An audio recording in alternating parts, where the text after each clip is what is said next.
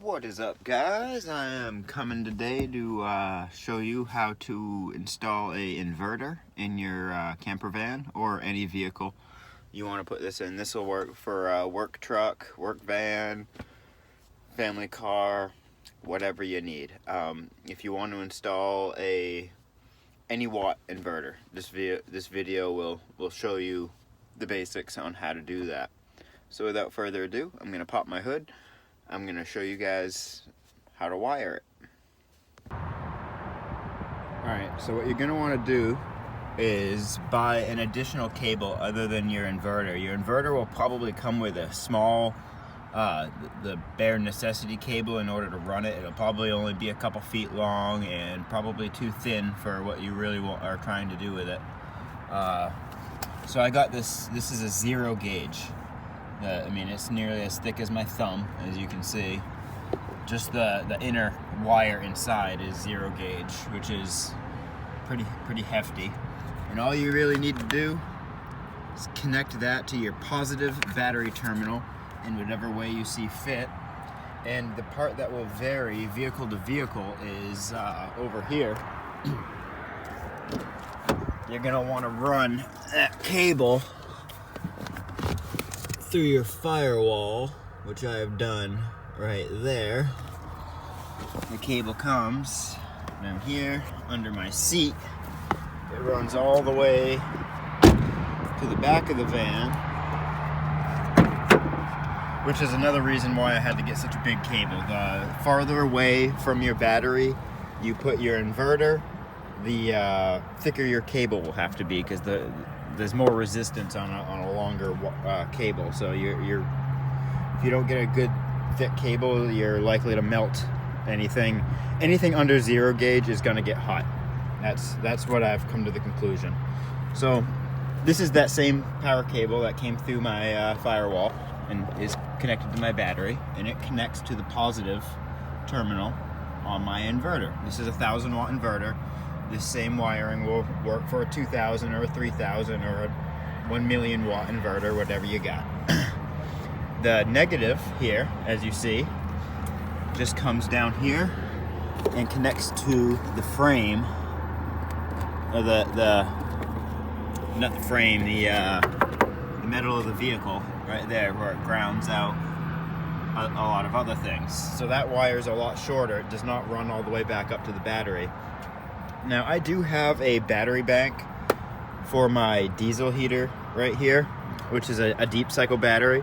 And in theory, what I could do is connect this positive wire to the positive terminal of that battery, and the negative right there to the negative of that battery, and that would make it so as I'm driving, my alternator would keep my battery charged, and then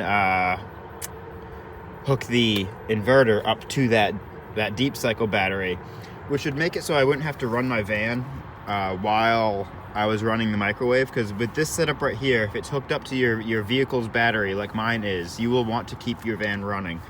Otherwise, you will be stranded with a hot meal. Which I guess is not the end of the world. So yeah, under my bed, I have an additional battery bank under there. You can't see it. And I also have a Jackery 500 right there. Sorry, my van's kind of a mess. This is really how it be, you know. I don't clean up everything before every video. You see my van how it is. So anyway, you just need a positive wire that goes all the way from your battery to wherever you plan to put your inverter. You need to connect it to your inverter, and then you just need a negative terminal, which for me, I just use the same red wire. I just wrapped some electrical tape around it to make it a black wire, and connected that right to where there was already an existing ground point. So that makes it work just fine. And here's my little microwave that I got. It's a 700 watt microwave. I'm running a 1,000 watt inverter, so that does just fine. And one thing I need to mention, if you're gonna run a microwave, or really in general, if you can afford it, go with a pure sine wave. I have a modified sine wave inverter, and my microwave does not like it. it makes a lot of hum, and it kind of makes like a lot of electrical noise as I'm cooking. But it's not the end of the world. It will run. It does heat up. It's not gonna hurt anything. But well, it could potentially make your microwave overheat. So there is that to worry about. Anyway, coming back into the van real quick. Anyway guys, this has just been a very quick tutorial, a basic rundown on what you're going to need to install an inverter in your vehicle. And you can use that for running anything up to 1,000 watts with my system. I do plan on getting a 2,000 watt pure sine inverter, but that's going to be about twice what that little inverter cost me. That one right there cost me, I think, $80, brand new. Say hi to George. Yeah. So anyway guys, I hope you like this video.